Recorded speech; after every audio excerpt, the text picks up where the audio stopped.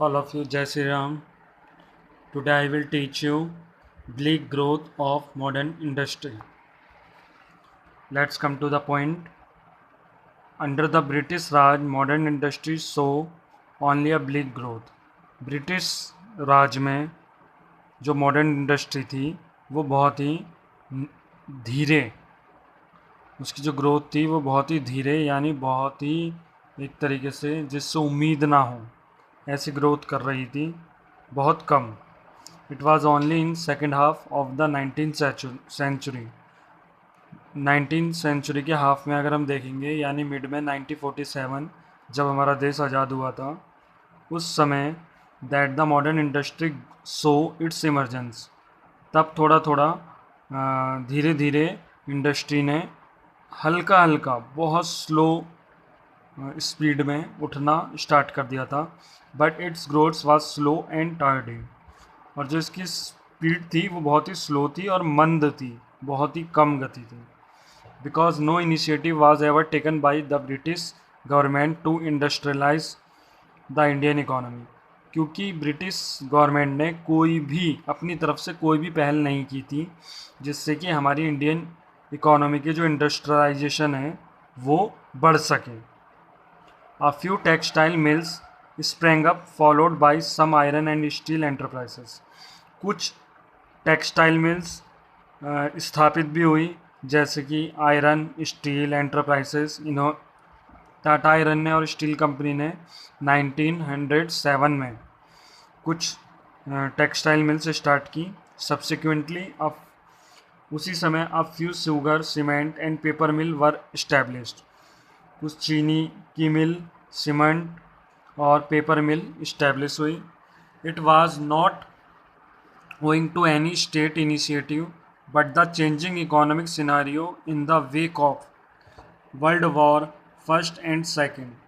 तो यहाँ पे कुछ जो विश्व युद्ध हुए थे उनकी वजह से भी जो सिनेरियो था, इकोनॉमिक सिनेरियो, वो भी पहल नहीं कर पाया इंडस्ट्री को लेके.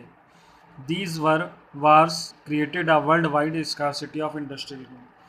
इस युद्ध में जो युद्ध हुए थे, वर्ल्ड वार हुए थे फर्स्ट और सेकंड, इन्होंने इंडस्ट्रियल गुड्स क्या होते हैं? इंडस्ट्रियल गुड्स वो होते हैं, हमारे जो गुड्स होते हैं, एक तो होते हैं कंजम्पशन गुड्स जैसे मिल्क, ब्रेड, बिस्किट.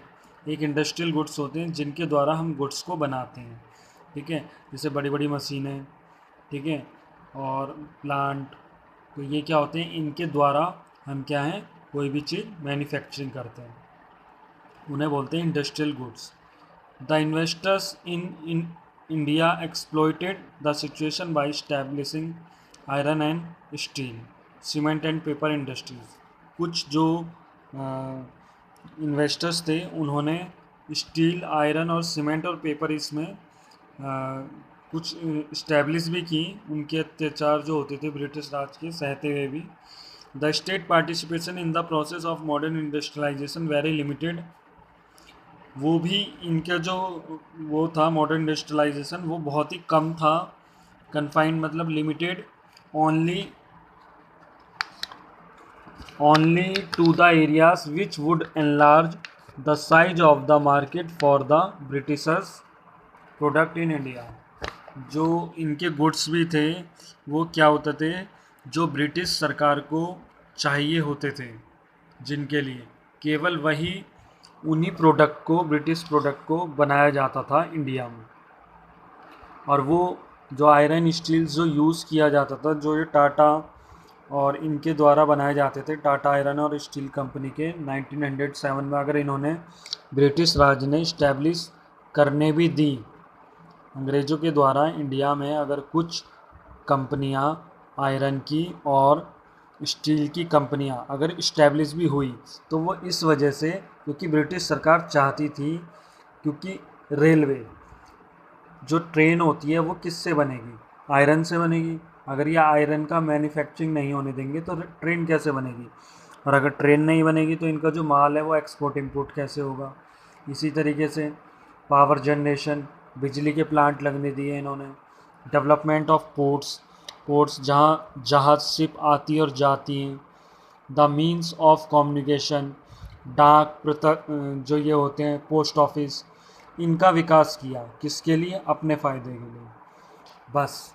और इन्होंने कुछ भी इतना कुछ नहीं विकास होने दिया। अपने पर्पस की जो चीज़ें थी उनका इन्होंने विकास किया। Important it is to note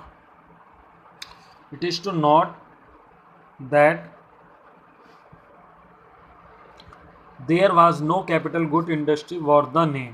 capital goods industry produce goods like machine and industrial plant. इन्होंने कोई भी कैपिटल गुड्स इंडस्ट्री को बनने नहीं दिया जिससे कि जो ये कैपिटल गुड्स होते हैं मशीन और इंडस्ट्रियल प्लांट इनसे industry produce goods capital goods बनाए जाएं, इन्होंने इनको नहीं बनने दिया। टाटा स्टील और जो आयरन स्टील और इनको था, इनसे कैपिटल गुड्स बनने नहीं दिए, यानी मशीन इंडस्ट्रियल प्लांट नहीं बनने दिए। क्या बनवाए? रेलवे, पोर्ट्स, पावर जनरेशन, इनके लिए यूज़ किया आयरन स्टील्स को, हमारे देश के विकास के लिए यूज़ नहीं किया। This industry requires huge investment which was beyond the means of the Indian investors. तो यहाँ पे क्या था, इन सब चीज़ों के लिए बहुत पैसों की आवश्यकता होती थी, इन्वेस्टमेंट की आवश्यकता होती थी। In the absence of capital good industrialization in India remain as a lopsided process. तो यहाँ पे क्या हुआ कि जब कैपिटल गुड्स इंडस्ट्री के नहीं बनाए गए इनके द्वारा, ये सारा जो आयरन हुआ करता था ये अपने इस्तेमाल के लिए ले लिया करते थे।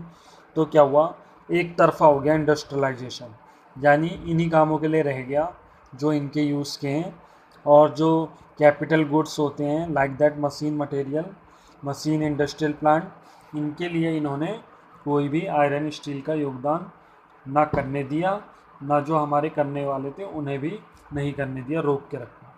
Briefly, the Indian industrial sector on the eve of independence was characterized by a rapid decay of the Indian handicrafts on the one hand and a very slow growth of the modern industry on the other।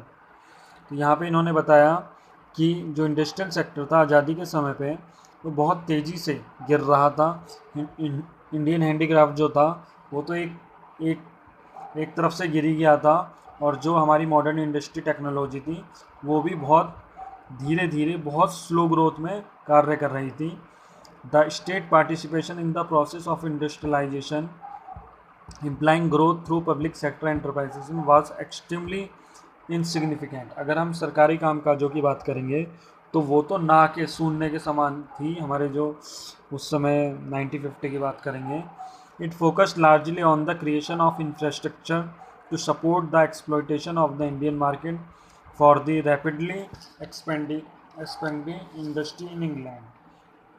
अगर हम बात करें तो जो हमारी industry थी वो क्या थी, यहाँ जो ब्रिटिश गवर्नमेंट थी उनका उद्देश्य क्या था, उनका मेन मोटो क्या था, उनका ये था कि हम जो हमारे ब्रिटेन से संबंधित इंडस्ट्री हैं उनका डेवलपमेंट हो, उनका ज़्यादा से ज़्यादा डेवलपमेंट हो, और जिससे कि वो वहाँ का जो प्रोडक्शन हो ब्रिटेन का पोर्ट के द्वारा यानी शिप के ज़रिए यहाँ लाएं, और